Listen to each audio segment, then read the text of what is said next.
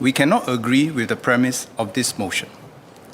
First, the motion suggests that the current electoral boundary review process is not transparent and not fair. Second, the motion seeks to review the electoral boundary review process in the interest of political party.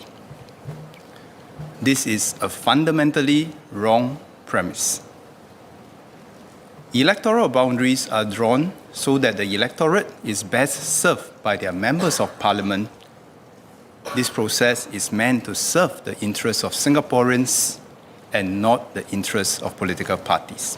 Intentionally or unintentionally, this motion sows distrust and disaffection. This is disastrous for our political system and for Singaporeans. Low-trust countries are stuck in a vicious cycle where the government cannot do things that are urgent and necessary because the population does not trust them. And therefore they fail.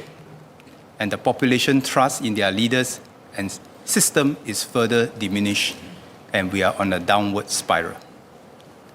Sir, our electoral review process is fair and transparent. Elections remain clean and fair.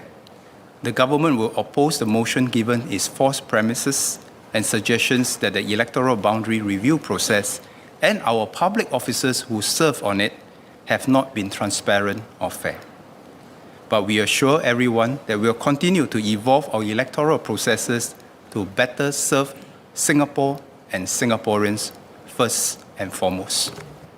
No system is static, but our system has worked reasonably well. According to the Spring 2024 Global Attitudes Survey by the Pew Research Centre, more than 3/4 of Singaporeans interviewed were satisfied with the way democracy is working in Singapore. As the survey findings show, we have a trusted electoral system that allows the electorate to vote freely for members of parliament who will do their best in looking after the constituents' interests, representing them in parliament, and forming a government to run the country responsibly and responsibly. To keep our electoral system working well, it must continue to be based on what is best for Singapore and Singaporeans.